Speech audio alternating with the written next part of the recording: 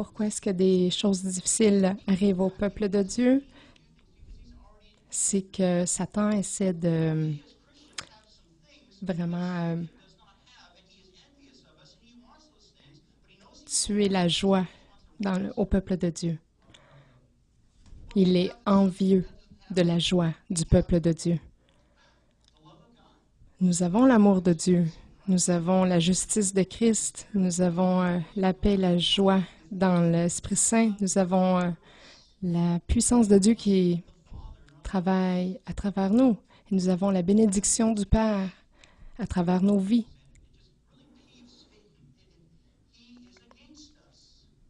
Et Satan, ça le travaille, il est contre nous.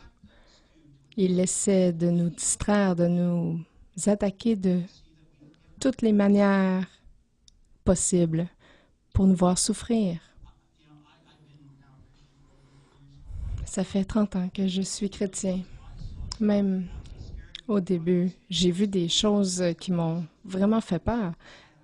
Ça faisait 2 semaines que j'étais chrétien et j'ai demandé à Dieu de me montrer la réalité du royaume démonique. Et écoutez, en dedans de 24 heures, j'étais dans une étude biblique et on a vu Satan prendre, un démon prendre une jeune fille et la pousser littéralement à travers la pièce. On l'a vu la battre. Écoutez, j'ai eu de la difficulté à dormir vraiment pendant 2 jours.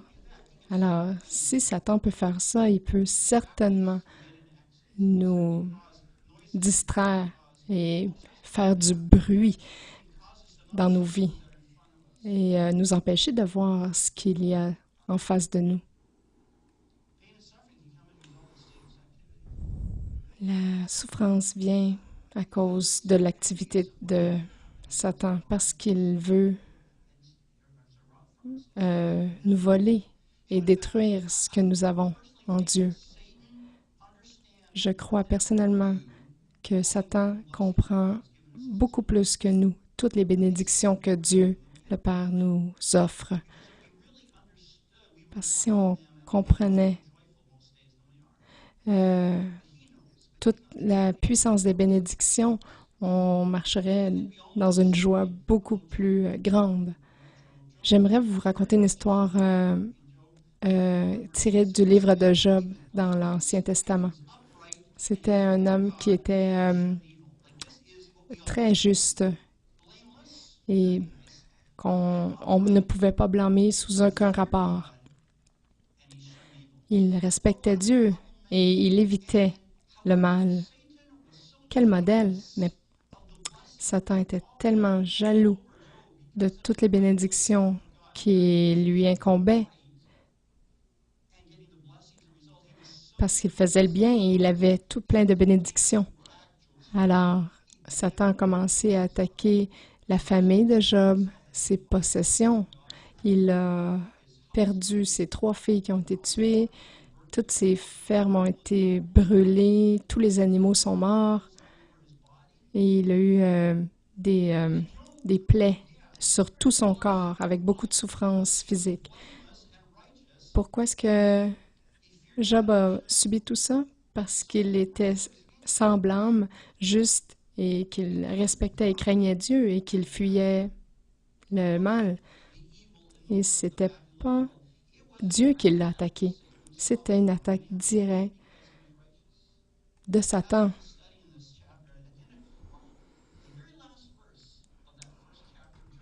Le dernier verset de ce premier chapitre de Job, ça dit Job 1, verset 22.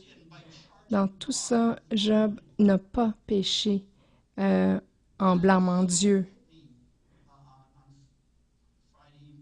À travers tout ça, donc, il n'a pas répliqué, il n'a pas attribué ça à Dieu. Parce qu'il a refusé d'attribuer à Dieu les choses mauvaises qui lui arrivaient, les malheurs. Et là, ça m'a vraiment frappée à ce moment-là. J'ai assisté à tellement de funérailles Et ça me disait que Dieu les a tout simplement ramenés à la maison. Dieu les a tellement aimés qu'il les a ramenés à la maison. Il y a beaucoup de nos célébrations funéraires où on pêche contre Dieu parce qu'on blâme Dieu pour des choses que l'ennemi a fait dans la vie de certaines personnes.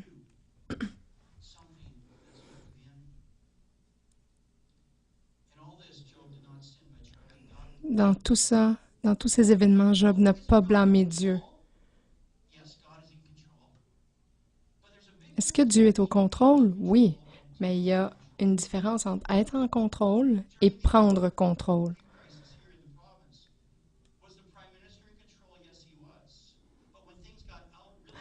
Lorsqu'il y a eu la crise FLQ ici au Québec il y a quelques années, le premier ministre était en contrôle de la situation. Lorsqu'on est en contrôle, on veut que certaines personnes expérimentent certaines choses. Mais lorsqu'on prend contrôle, c'est nous qui décidons tout.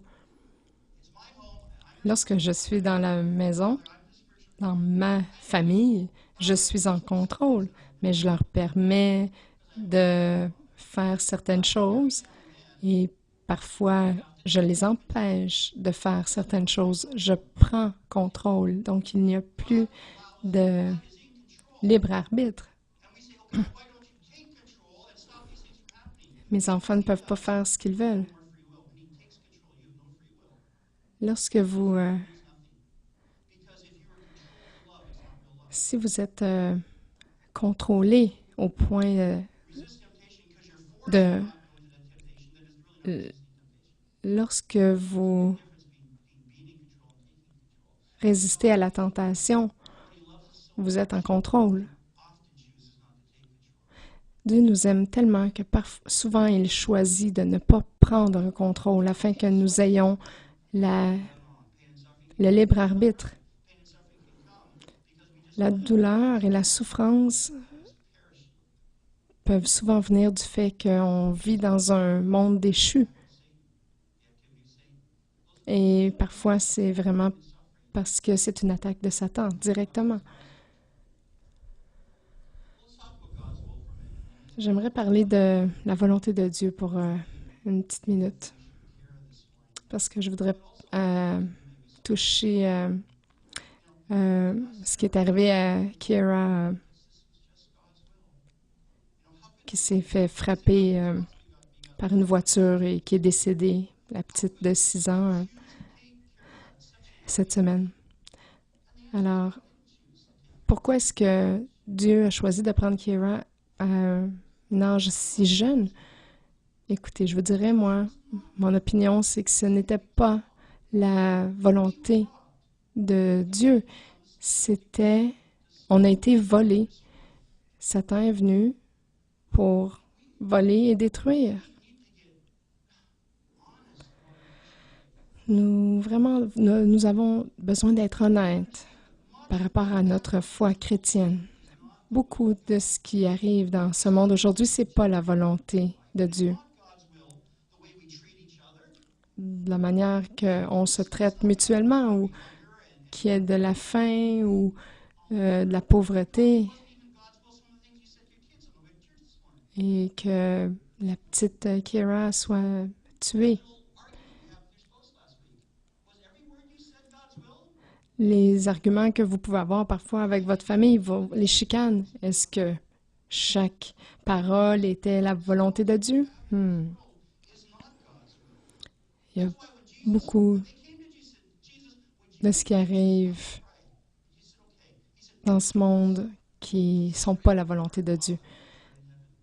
Lorsque les disciples ont demandé à Jésus de nous montrer comment prier, Jésus a dit, en deuxième point, que ta volonté soit faite et que ton royaume vienne sur la terre. Que ta volonté soit faite sur la terre comme au ciel. Que ton royaume vienne sur la terre.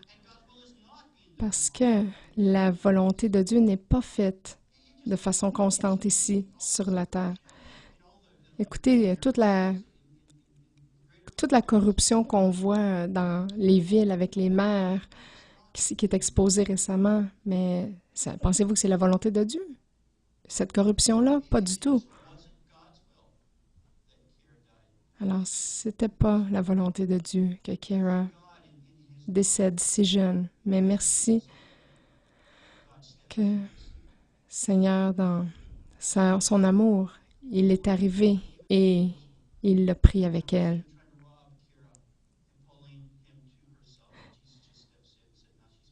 J'aime imaginer que Satan vient, il veut la voler, mais que Jésus s'avance et qu'il dit non, non, tu peux pas, elle est mienne. Aujourd'hui, Jésus a Kara dans sa main.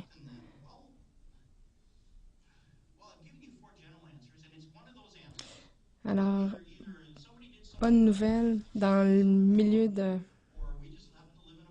la tragédie.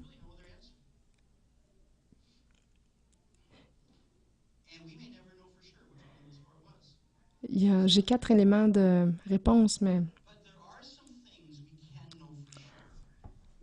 il y a une chose qu'on peut savoir de façon certaine.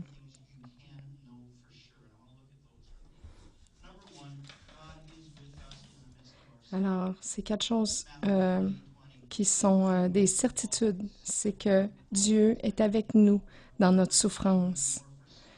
Regardez Matthieu 28, verset 20. Oui, certainement je suis avec vous pour toujours, jusqu'à la fin des temps. Dieu est impliqué activement dans tout ce qu'on fait et il se préoccupe de nous. Il prédit que nous allions avoir des épreuves dans ce monde, mais il a dit qu'il serait toujours avec nous. Peu importe ce qui cause la souffrance aujourd'hui dans votre vie, Dieu est avec vous dans cette souffrance. Et ce qui amène le point 2, Dieu sait exactement comment nous nous sentons.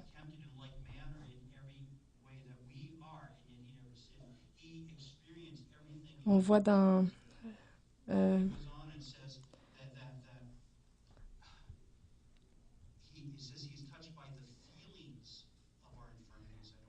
Dieu est touché par le sentiment, il est touché dans son cœur émotionnellement parce qu'on vit. Dieu a expérimenté la même chose que nous avons vécu cette semaine.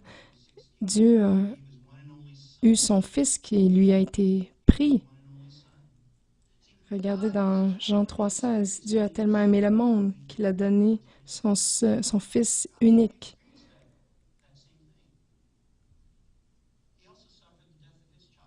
Il a aussi souffert la mort de son enfant. Il l'a envoyé pour que nous ayons le salut. Il a été accusé et il a souffert une mort atroce sur la croix, juste pour nous. Et de cette tragédie, nous pouvons avoir une grande espérance parce que toute l'éternité est disponible pour nous, tout simplement en reconnaissant son sacrifice pour nous. Et c'est pour ça qu'on appelle ça la bonne nouvelle. Jésus, je me repens de mes péchés, je te remets ma vie. Et ça nous donne le droit d'être fils ou fille de Dieu. On reçoit son œuvre et sa personne. On dit, Dieu, je suis tanné d'être le patron de ma vie. Viens, prends ma vie. Je suis heureux de l'avoir fait en 1977 moi-même.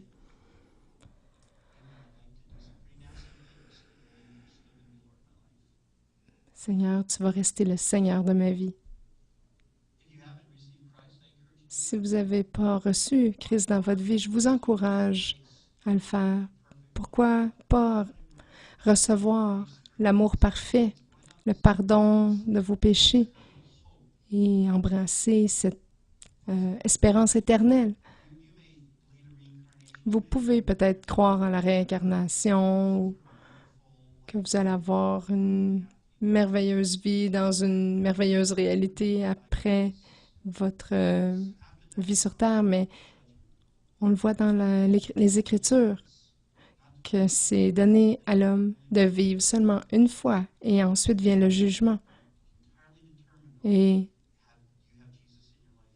ce jugement va être déterminé simplement sur le fait que si vous avez la foi en Jésus-Christ ou non. Recevez ce cadeau d'amour, du salut. Et soyez assurés que Dieu sait, Jésus sait exactement comment nous nous sentons aujourd'hui.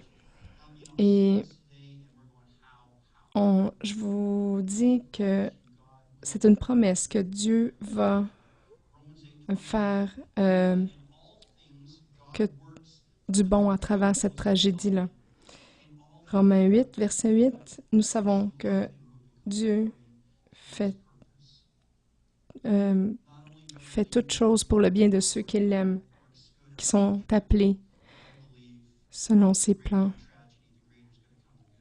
Je vous dirais que le plus grand de la tragédie, le plus grand bénéfice nous allons voir sortir de ça. Aujourd'hui, on peut ne pas voir comment et poser la question. Je vois pas comment ça peut arriver, mais on ne sait pas comment ça va se manifester, mais on va le voir, le bien que Dieu va amener de ça, parce que c'est la promesse de Dieu. Et la quatrième bonne nouvelle, en tant que chrétiens, nous avons une espérance encore plus grande. Peut-être que certains d'entre vous ont entendu cette histoire de cette femme qui est décédée. Et lorsqu'elle était dans sa tombe, elle avait demandé dans son testament, elle voulait avoir une fourchette dans ses mains. Et là, les gens sont venus aux funérailles et ont dit, mais pourquoi est-ce qu'il y a une fourchette dans ses mains? Et là, la famille a expliqué qu'ils étaient pauvres lorsqu'ils étaient jeunes. Ils avaient seulement l'essentiel pour manger. Mais une fois de temps en temps, le père disait gardez votre fourchette. Et ça, c'était l'occasion d'avoir un dessert. Et ça avait tellement fait un grand impact dans sa vie qu'elle voulait une fourchette dans sa main. Parce qu'elle voulait que les gens qui la voient se rappellent qu'il y a quelque chose de doux et sucré, très doux, très bon, qui s'en vient. Je vous dirais qu'on a des moments de souffrance temporaires, mais qui ne peuvent pas être comparables à cette espérance de la vie au paradis que nous avons lorsqu'on met notre confiance en Jésus-Christ.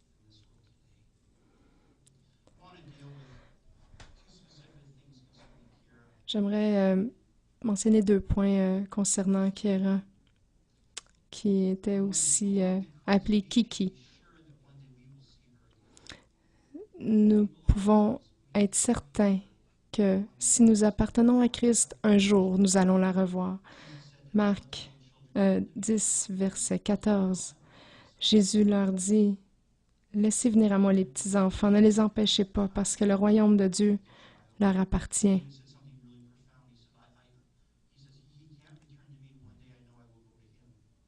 Lorsque David a perdu son enfant, il a dit, « Il ne peut pas revenir à moi, mais un jour, je vais le retrouver. Moi, je vais aller à lui. » Kira n'était pas encore à un âge de redevabilité. Elle n'avait que 6 ans, donc on peut être certain qu'elle est avec Jésus. Ses mains percées, les mains percées de Jésus, la serrent très fort et elle expérimente son amour complètement. Sa destinée éternelle est certaine au ciel. Ça ne veut pas dire qu'on ne souffre pas, mais on sait qu'elle est dans un endroit tellement plus magnifique. Nous allons un jour la revoir. Ce n'est pas un au revoir. C'en est un pour maintenant, mais nous allons la revoir. Si nous sommes chrétiens, nous allons la revoir. Jean 3,16. Dieu a tellement aimé le monde qu'il a donné son Fils unique, afin que quiconque croit en lui ne meure pas, mais ait la vie éternelle. Kira peut-être pas fait peut-être pas partie de notre présent actuellement, mais elle va faire partie de notre futur. Actuellement, Kira expérimente une joie bien au-delà de ce que nous avons pu connaître dans nos vies ici sur Terre. Oui, nous sommes endeuillés. On fait le deuil de ce qu'on aurait pu expérimenter avec elle ici, mais essayez de juste vous imaginer une chose. Quand Kira est rentrée dans la présence de Dieu, elle a été complètement guérie. Il n'y avait aucun sang, aucune blessure. Elle a été complète dans la présence de Jésus. La première chose qu'elle a vue, ça a été la gloire complète, sans voile de Dieu. Qu'est-ce que ça devait être beau. Elle a vu tous les anges qui donnent gloire à Dieu. La première chose qu'elle a dit, ça n'a pas été de la tristesse, mais sur sa vie qui était prise, mais c'était de la louange sur la gloire et la magnificence de Dieu. La première chose qu'elle a vue, c'était le sourire magnifique de Jésus. Est-ce que vous pouvez voir ça aujourd'hui et vous raccrocher à ça?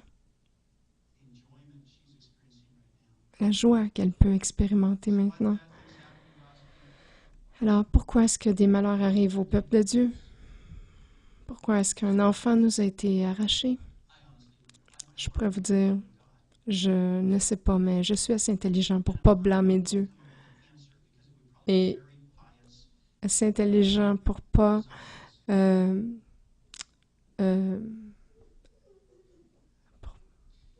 blâmer Dieu. Seigneur Jésus.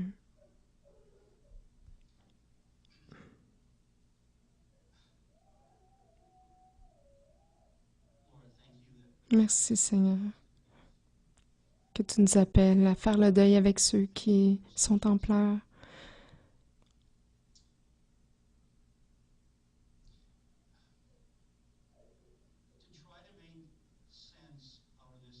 Essayez de faire du sens de ça aujourd'hui. Ça déshonorerait le deuil que Charlene, sa mère, vit. Il n'y a aucune réponse simple aujourd'hui qui va réconforter Charlene.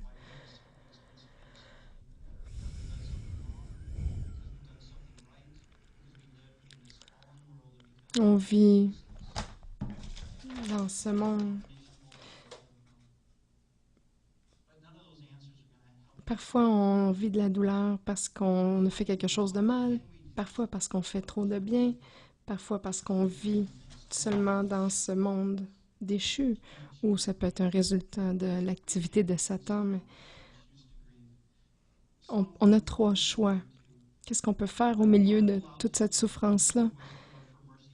On peut choisir de porter le deuil, comme dans Psaume 142, versets 1 et 2.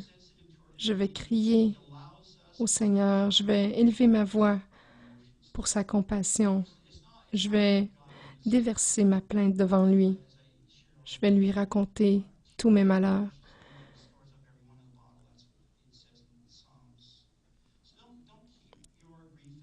Gardez pas votre deuil à l'intérieur et ne le laissez pas faire du ressentiment et de l'amertume. Sortez votre peine. On a besoin d'être seul pour faire le deuil et d'être en groupe aussi. Donc, il faut choisir de porter le deuil. Ensuite, on doit choisir de prier pour ceux qui portent le deuil. 1 Corinthiens 1, verset 2. Grâce et paix du Père et du Seigneur Jésus-Christ, le Père de compassion et le Dieu de tout confort. C'est la meilleure chose qu'on peut faire et prier pour que Dieu puisse amener sa paix et son réconfort. Dans quelques minutes, on va prier pour Charlene et ses enfants. Lorsqu'on ne sait pas quoi faire, lorsqu'on ne sait pas quoi dire, c'est correct de simplement prier.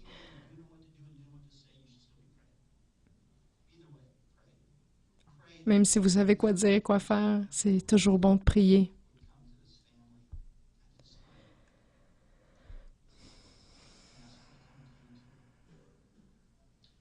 Demandez-lui de venir vous réconforter aussi.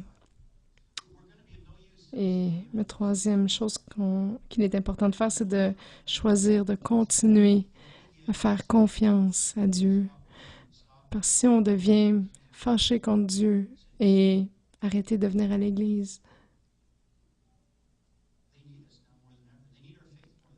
c'est pas la bonne chose parce qu'ils ont besoin de notre confiance en Dieu plus que jamais. Regardez Romains 15, 13. Puisse le Dieu d'espérance vous remplir avec toute la joie et la paix alors que vous lui faites confiance. C'est alors que vous continuez à lui faire confiance qu'il va vous remplir de paix et de joie pour que vous puissiez déborder d'espérance et par la puissance de l'Esprit Saint. Ils ont besoin de notre confiance et de notre confiance en Dieu. Aujourd'hui, nous avons essayé de gérer cette question, savoir pourquoi des malheurs arrivent au peuple de Dieu. Je voulais vous donner quelques guides pour pistes de réflexion. Mais je crois que Dieu a une question pour chacun de nous dans cette pièce ici aujourd'hui, spécialement pour la famille. Est-ce que vous allez encore me faire confiance ou vous allez permettre à Satan de vous voler? J'aimerais que vous fermiez vos yeux. J'ai une belle chanson à vous faire entendre. C'est écrit par Andy Park de l'église Vineyard. Lorsque son meilleur ami et son père spirituel, John Wimber, a eu le cancer. Alors qu'il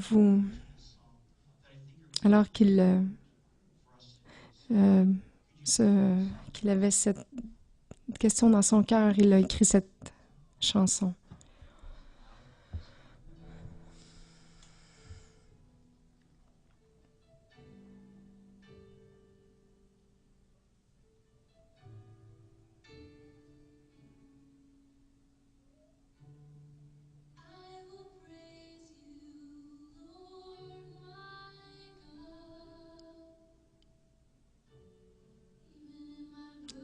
Je vais te louer Seigneur, mon Dieu, même dans ma déchirure, je vais te louer. Je vais te louer, Seigneur, mon Dieu, même dans mon désespoir, je vais te louer. Je ne peux pas comprendre tout ce que tu permets. Je ne peux pas voir la raison.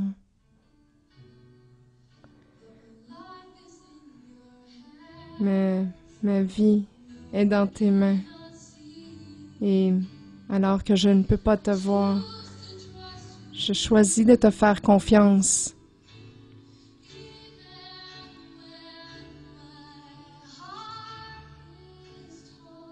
Même lorsque mon cœur est tordu, je vais te louer.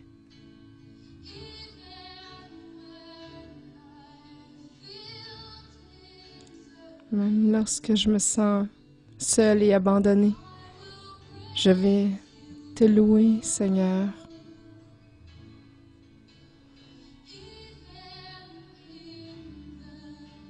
Même dans la vallée la plus sombre, je vais te louer, mon Seigneur.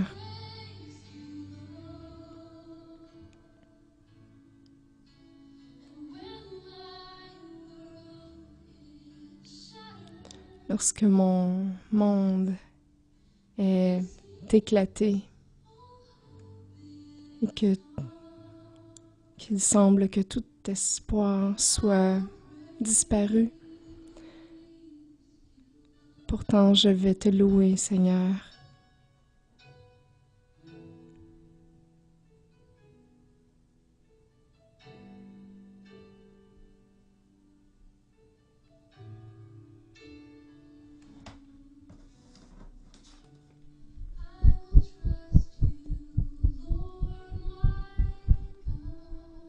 Je vais te faire confiance, Seigneur, mon Dieu, même dans ma solitude.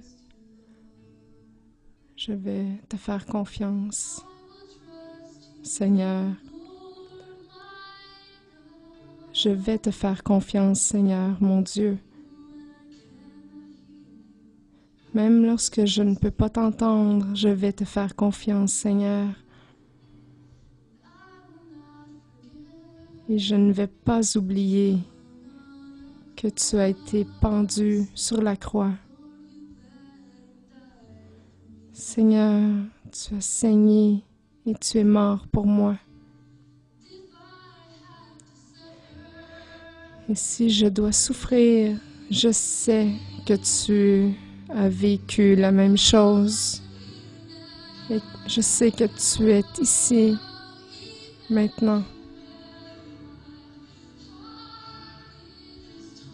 Même lorsque mon cœur est déchiré, je vais te faire confiance, Seigneur. Même lorsque je me sens abandonnée, je vais te faire confiance, Seigneur.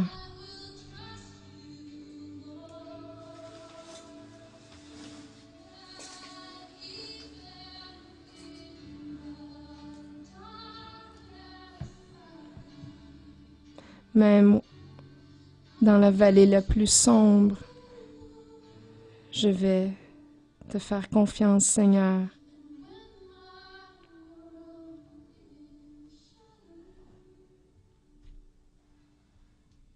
Lorsque mon monde est éclaté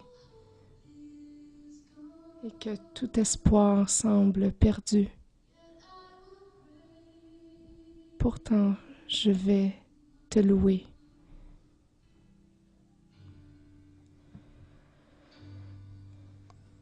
Seigneur,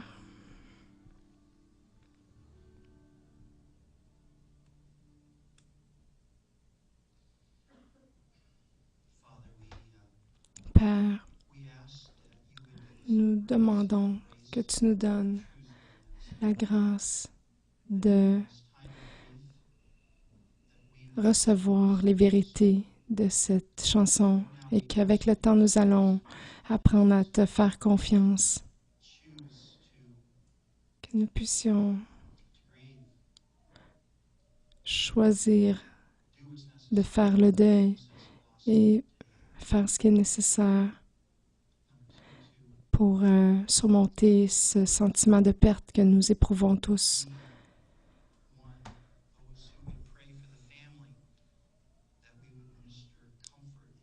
Que nous puissions partager le réconfort que tu apportes, toi, le Dieu de réconfort et de paix.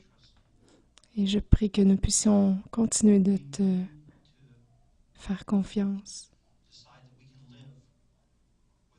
de décider que nous puissions vivre même sans les réponses. Parce que de ce côté-ci du paradis, nous ne pourrons avoir toutes les réponses. Nous demandons ta grâce et ta compassion dans le nom de Jésus. Amen.